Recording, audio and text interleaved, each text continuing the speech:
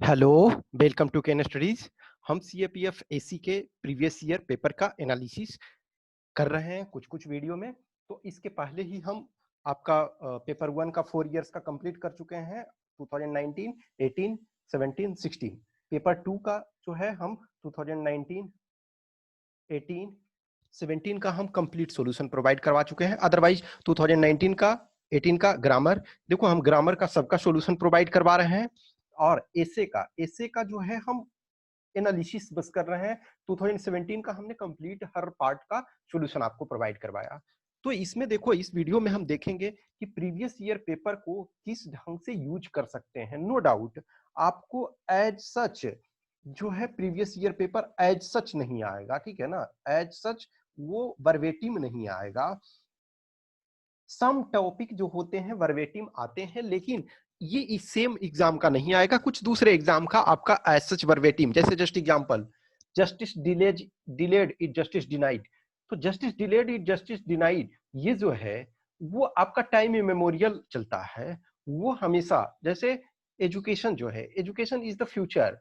तो फ्यूचर यदि एजुकेशन है तो वो कल भी ये सिचुएशन सही था, आज भी वो सिचुएशन। लेकिन हम प्रीवियस ईयर पेपर से ये देखते हैं कि या तो हम उन टॉपिक्स को किस ढंग से मोल्ड कर सकते हैं प्रेजेंट कंटेक्स्ट में, और उसको हम किस ढंग से समझ सकते हैं। टॉपिक समझना सबसे इंपॉर्टेंट है। तो ये चीजें जो बहुत जरूरी है। इनफैक्ट आप जब भी देखोगे, जो भी स्टूडेंट है जो टॉपिक समझ गया, मैंने बताया ना कि 140 मार्क्स जो है वो जो है पेपर 1 और पेपर 2 एक तरह से होलिस्टिक वे में आपको करने की जरूरत होती है कि पेपर 1 और आपका +2 ये होलिस्टिक वे में। ऐसे आपका जो है इस वीडियो में हम 2016 के जो 6 ऐसे थे उसके बारे में हम आपको डिस्क्राइब करेंगे। नो डाउट यहाँ हम सॉल्यूशन प्रोवाइड नहीं करवा रहे हैं, हम ये बताएंगे कि ये इस ऐसे में क्या लिखना था और प्रेजेंट कंटेक्स्ट में क्या आ सकता है। अभी जो आपका 2020 जो होना है एग्जाम, जो 20th ऑफ आपके दिसंबर को एग्जाम होगा, उसमें किस ढंग से इस चीज को यूज कर सकते हैं, इस टॉपिक को। क्या आज भी ये रेलिवेंट है? यस, 4 इयर्स बीत गया है बट टॉपिक आज भी रेलिवेंट है, उसको हम थोड़े से मॉडिफाई करके हम उसको यूज कर सकते हैं। तो हमेशा ध्यान रखो कि the more you will practice the better comfortability you will have. जिसने 100-200 ऐसे लिखा है तो वो एक तो है कि डाइवर्स टाइप के टॉपिक को समझ रहा है, सबसे पहला एडवांटेज ये होगा। दूसरा एडवांटेज है कि वो उतने टाइम में चीजों को कंप्लीट कर सकता है। सपोज आपने टेस्ट लिखा, आपने ऐसे लिखा, रिपोर्ट लिखा, आर्गुमेंट लिखा, आपने चेक कराया अपने फ्रेंड से, सीनियर से, और जो भी आसपास में है, या फिर किसी भी टेस्ट जगह टेस्ट लिखा, या तो आप हमारे पास या किसी और जगह, तो आपको समझ भी मिलती है और जो गलती आप करते हैं उसे सुधार करने का मौका भी मिलता है। जिनको भी सीएपीएफ एसी 2020 का टेस्ट देना है तो वो आप केन स्टडीज पे टेस्ट दे सकते हैं। टेस्ट हमारा जो है वो पर टेस्ट बेसिस पे है। ऐसा नहीं है कि आपको पूरे पैकेज लेने की जरूरत नहीं है कि 5000 10,000 लग रहा है। आप जो भी है 2 टेस्ट देना चाहते हो 2 ही दो, 5 देना चाहते हो 5 दो, 1 देना चाहते हो तो 1 ही दो, लेकिन आप देने का प्रयास करो। पेपर 1 और पेपर 2 दोनों का है, ठीक है। तो देखो हम पेपर 2016 का देख रहे हैं, तो देखो ऑब्वियसली है कि 4 ऐसे आपको लिखना है। जब हम देखेंगे, मान के चलो कि हम यहाँ से 2019 से हम स्टार्ट किए हैं, तो 19, 18, 17 ये हम ऑलरेडी कर चुके हैं, अभी 16 करेंगे। तो हम 2012 तक ट्राई करेंगे। तो देखो ये इस वजह से भी हम 2012 तक पहुंच रहे हैं कि 2012 में 1 ऐसे लिखना था। मैं 2012 और 13 दोनों में दिया, दोनों में क्वालिफाई करा था। तो वो आपका 2012 तक जो था वो ओनली 1 ऐसे लिखना होता था, तो वो जो था आपका 800 वर्ड्स में था, 800 वर्ड्स। अब जो आपके पास एक तरह से ऐसे में कितने 1200 वर्ड्स लिखने हैं, तो वर्ड्स आपके ज्यादा हो गए, टॉपिक ज्यादा हो गए। 1 होता है तो आप कहीं ना कहीं हर ऐसे जो है, यूपीएससी का कोई भी टॉपिक है वो प्रॉपर एनालिसिस की जरूरत। अब जस्ट इमेजिन करो, देखो ये सारे के सारे टॉपिक आज भी रिलेवेंट है। The owners of maintaining healthy relations with Nepal is on India. तो देखो यहाँ 2 चीजों को समझना हमें होता है, एक बिग ब्रदर और एक एल्डर ब्रदर। बिग ब्रदर का मतलब है कि डोमिनेटिंग नेचर, ये आप डोमिनेट कर रहे हो, तो हमें डोमिनेटिंग, जैसे एग्जांपल समझो, बिग ब्रदर होगा कि मदर फादर पेरेंट्स नहीं है, तो छोटे बच्चे से, अपने सिबलिंग से चॉकलेट छीन करके आप खा गए, वो बिग ब्रदर हुआ। एल्डर ब्रदर कि मदर फादर पेरेंट्स घर में नहीं है, उनका केयर करना। तो बिग ब्रदर सिंड्रोम नहीं हमें दिखाना है, हमें एल्डर ब्रदर, जैसे जस्ट एग्जांपल देखो, अभी हमने ऑपरेशन संजीवनी चलाया।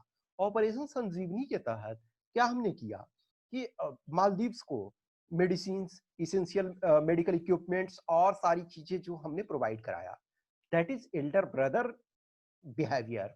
तो हमें बिग ब्रदर सिंड्रोम की जरूरत नहीं है, यानी डोमिनेटिंग नेचर की जरूरत नहीं है, हमें क्या है, एल्डर ब्रदर।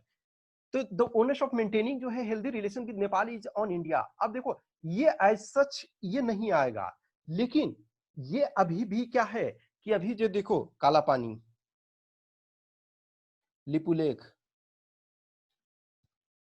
ये सारी जो जगह में जो आपका प्रॉब्लम चल रहा है, तो जो एरिया में प्रॉब्लम है, अब देखो इंडिया का नेपाल के साथ कई स्टेट के साथ बॉर्डर लगते हैं, जैसे बिहार, उत्तर प्रदेश, उत्तराखंड, सिक्किम और आपका वेस्ट बंगाल।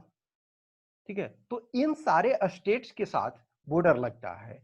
अब कुछ कुछ जो इंडिया और नेपाल का जो बॉर्डर है, ओपन बॉर्डर है। Open border in the sense कि आपको प्रॉपर पासपोर्ट वगैरह की जरूरत नहीं पड़ती है। और हाँ, इंडिया और नेपाल के पास जो है एसएसबी जो होते हैं, ठीक है, एसएसबी आपके उस बॉर्डर पे तैनात है। तो अभी जो सिचुएशन चल रहा है, उसके केस में भी आपको इंडिया और नेपाल के बारे में ये जानना है, ये आपको करना ही है। जैसे देखो, इस समय इंडिया नेपाल, इंडिया चाइना, ये तो जो है वो टॉपिक ज्यादा इंपॉर्टेंट, क्योंकि अभी जो नो डाउट पाकिस्तान के साथ पेरेनियल बॉर्डर डिस्प्यूट्स, खास करके जम्मू एंड कश्मीर को लेकर के, फिर उसके बाद आपका ये सर क्रीक वगैरह जो गुजरात में है उसको लेकर के, तो पाकिस्तान के साथ पेरेनियल चल रहा है। लेकिन इस समय जो मेजर प्रॉब्लम अभी हमारा जो वर्तमान में चल रहा है, तो वो वर्तमान का जो सिचुएशन है वो आपका इंडिया और नेपाल के साथ अभी चल रहा है, और इंडिया और चाइना के साथ।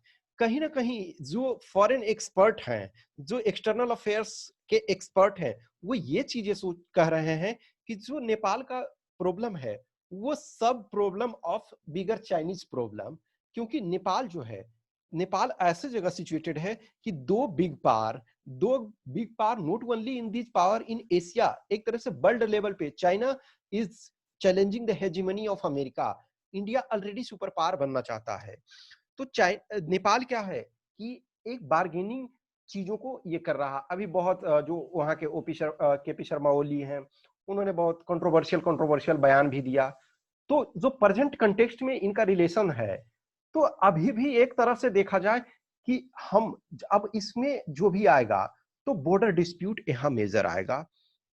देखो, तब आया था जो 2016 में आया था, वो कॉन्स्टिट्यूशनल क्राइसिस को लेकर के ज्यादा था। आज के डेट में जो आपके पास आएगा, वो बॉर्डर डिस्प्यूट्स को लेकर के ज्यादा आएगा। बॉर्डर डिस्प्यूट्स, फिर उसके बाद आप जान रहे हो कि सार्क, साउथ एशिया आपका एसोसिएशन फॉर रीजनल कोऑपरेशन, तो ये इसका जो हेडक्वार्टर भी है काठमांडू में, नेपाल में है। तो अभी जो कोविड-19 को लेकर के सार्क का इमरजेंसी बैठक हुआ। देखो, सार्क में जो पाकिस्तान के कारण, जो पाकिस्तान और इंडिया के बैड रिलेशन के कारण जो है, कुछ दिनों से लास्ट 5-4 ईयर से एटलीस्ट सार्क का प्रॉपर चीजें बैठक नहीं चल रही है प्रॉपर। लेकिन इस बार जो है कोविड-19 को लेकर के स्पेशल बैठक हुई, उसमें भी पाकिस्तान ने कुछ मैटर वो उठाया जो उसे नहीं उठाना चाहिए था। तो कहीं ना कहीं जो है नेपाल के साथ हमारा रिलेशंस की जिम्मेदारी हमारे ऊपर है। तो ये इस बार जो होगा वो बॉर्डर डिस्प्यूट्स को लेकर के चीजों को ये करना है। नेक्स्ट है farmer suicide in India, a sign of impending disaster. देखो, अब फिलहाल इस ईयर के लिए देखो, ये टॉपिक, ये जो है, ये इशू है, ये खत्म नहीं हो गया है। ऐसा नहीं है कि ये इशू अब खत्म हो गया, ये चीजें नहीं है, ये अभी भी आपका इंपॉर्टेंस। लेकिन जो प्रेजेंट कंटेक्स्ट में है, तो फार्मर्स सेवियर कैसे हैं, या फिर जो फार्मिंग है उसे हम सस्टेनेबल कैसे बना सकते हैं, या अब जैसे 2022 तक यानी कि रखा गया था टारगेट कि किसानों का आय को दुगना करना। तो सोशल जो प्रॉब्लम, जो किसानों के जो प्रॉब्लम्स है उन्हें अभी, लेकिन एज सच जो फार्मर सुसाइड जो है इसको सेट असाइड रखना है। आइदर इस समय आएगा कि किसान जो है इस समय जो कोविड 19 के टाइम में है, तो वो हमारी इकोनॉमी के सेवियर हैं, वो हमारी अर्थव्यवस्था को संभालने में ये अहम भूमिका अदा कर रहे हैं। या 6000 जो दे रहे हैं, that is not enough. what we are providing to our farmers is not enough for their sustainability या एग्रीकल्चर सस्टेनेबिलिटी, या फिर आपका ऑर्गेनिक फार्मिंग, या फिर आपका जीरो वेस्ट नेचुरल फार्मिंग, ये सब का कंसेप्ट यहाँ यूज होगा। लेकिन अभी जो है कि ये मान के चलो कि जो इस बार आना है, तो कहीं ना कहीं ग्रामीण अर्थव्यवस्था ये जो है शॉक एब्जॉर्बर का काम किया है। तो वो इस सेंस में इस टॉपिक को यहाँ आपको देखना है। अब ये देखो, India needs to reduce the relations, sorry, India needs to redefine the relations between the centre and the states. तो देखो ये जो है, हमें अभी हमने टॉपिक आपको दिया भी था, जो पेड ग्रुप वाले थे उसमें दिया भी था कि centre state relationship, centre state relationship in the time of Covid 19 pandemic. तो कोविड 19 पैंडेमिक के ड्यूरेशन में जो आपका ये है सेंटर स्टेट रिलेशंस है, वो एक डिफरेंट वे में पहुंचा है।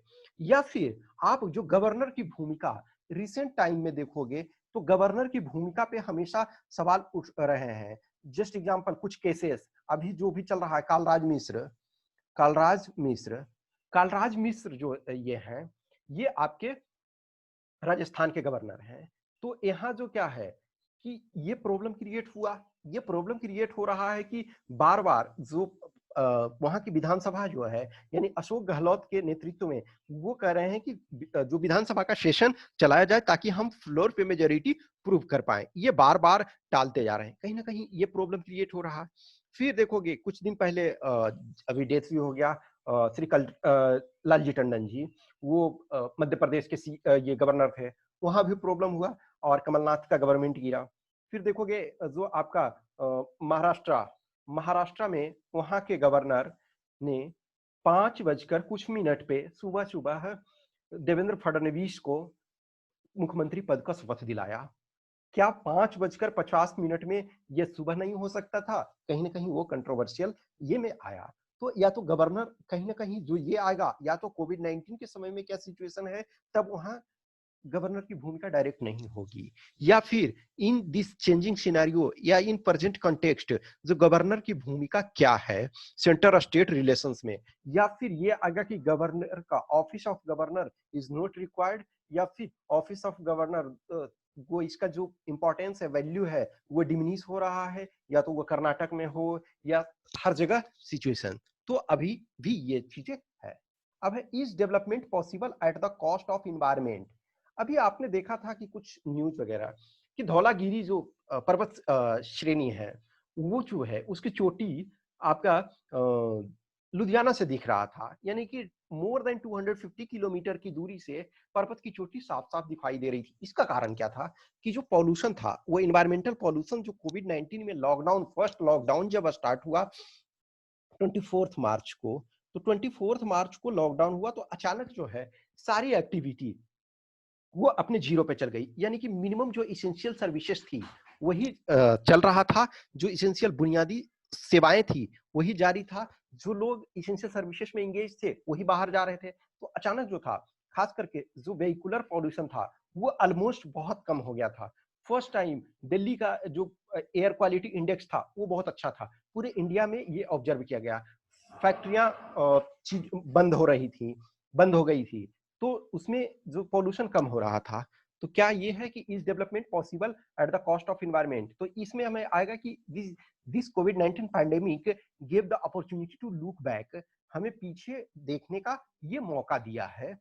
तो इस चीज का ये इन्वायरमेंट देखो, हमेशा आपका चाहे वो पेपर 1 हो या पेपर 2 हो, दोनों में हमेशा रिलेवेंट है और हमेशा इंपॉर्टेंस उसका बढ़ता जा रहा है। तो कहीं ना कहीं ये इस समय जैसे लास्ट टाइम के लिए एक तरह से था कि चलो पेरिस क्लाइमेट वाला जो भी इशू, लेकिन अभी जो है कि वो जो इन्वायरमेंट है वो कोविड 19, या फिर देखो जो पेट्रोलियम ऑयल वेल में आपका असम में आग लग गया, वो भी एक इशू था। तो ये अभी रिलेवेंट है। नेक्स्ट है revamping our banking system is the need of the hour. तो इस समय भी देखो अभी बैंकिंग में आपका यस बैंक में प्रॉब्लम हुआ, हाल ही में पंजाब नेशनल बैंक में, पीएनबी में, फिर इधर रिसेंटली जो है कोऑपरेटिव बैंक्स में प्रॉब्लम हो रहे हैं। तो बैंकिंग में जो ये है रिवैम्पिंग आवर बैंकिंग सिस्टम, तो इसमें देखो अकाउंटेबिलिटी, प्रॉपर कंट्रोल, ये सारी चीजों की जरूरत है। तो इस समय जो भी लेटेस्ट केसेस हुए हैं आपको उसके बारे में थोड़ा सा 2-2 4-4 लाइन वो करना पड़ेगा। Next urbanisation of India is nothing but blind westernisation. तो ये चीजें देखो अभी जो कोविड-19 है उसको सबसे अधिक इंपैक्ट कहाँ है? Large city, Mumbai, Delhi, Pune, Ahmedabad, Bangalore, Chennai, Kolkata, to name the few, ठीक है, हैदराबाद। तो ये बड़े शहर इससे ज्यादा प्रभावित हो रहे हैं। तो यहां देखो आपको ये जानना पड़ेगा पूरा providing urban amenities in rural area, इसके कंसेप्ट हमारे former president APJ Abdul Kalam ने इन्होंने इंडिया विजन जो 2020 लिखा था, इंडिया विजन 2020 बुक, इसमें इसका जिक्र किया था। तो इस चीज को आपको ये फिर देखोगे कि आपका अर्बन मिशन, स्मार्ट सिटी जो कंसेप्ट है कहीं ना कहीं ये हमारा स्मार्ट सिटी जो है नेम के लिए तो स्मार्ट है, अभी इसका प्रॉपर कोई एडवांटेज नहीं दिख रहा है। तो ये जो चीजें हैं हमें कहीं ना कहीं, और खास करके कोविड-19 जो है उसने ये दिखाया कि हम गांव को छोड़ करके सीधा जो वेस्टर्न सिविलाइजेशन वाला है, वेस्टर्नाइजेशन का जो अर्बनाइजेशन कंसेप्ट है हम उसको ब्लाइंडली फॉलो नहीं कर सकते हैं। तो इसमें आपको ये पूरा और ये इस चीज का डायरेक्ट ये अभी नहीं आएगा, लेकिन ये आएगा कि कोविड-19 ने हमें ये सोचने पे मजबूर कर दिया है कि जो हम शहरीकरण कर रहे हैं वो तरीका सही नहीं है। तो ये जो 6 टॉपिक थे इसका हमने जो भी है डिस्क्राइब किया, जो चीजें क्या रिलेवेंट हो सकता है प्रेजेंट में, आप उस चीज को जैसे आप कहीं भी टॉपिक ऐसे एडिटोरियल आप एडिटोरियल पढ़ते हो, तो एडिटोरियल पढ़ते हो तो ए से आई व्यू रखो। ए से आई व्यू का मतलब है कि उसको उस पॉइंट ऑफ व्यू से देखो कि हमें इससे ऐसे का टॉपिक बन सकता है, उससे कुछ कंटेंट हम ले सकते हैं, कुछ आइडिया ले सकते हैं। हम ऑलरेडी आप फर्स्ट लेक्चर देखोगे तो यूपीएससी क्या चाहती है कि आइडिया हो, एक वो आइडिया जो हो बैकअप हो उसका, तो यानी कि एग्जांपल्स, कुछ केसेस, कुछ फैक्ट्स, कुछ डेटा, ये सारी चीजें आपको पुट करना है। तो लॉट ऑफ ये टॉपिक्स जो सारे थे वो थोड़े से डिफरेंट में अपने आप में ये ऑलरेडी रिलेवेंट है। तो नेक्स्ट जो लेक्चर होगा उसमें हम देखेंगे आपके argument writing as well as report writing. I hope enjoy this session. अच्छा लगता है तो लाइक करें, कमेंट करें, अपने दोस्तों के साथ शेयर करें। Thanks for watching this.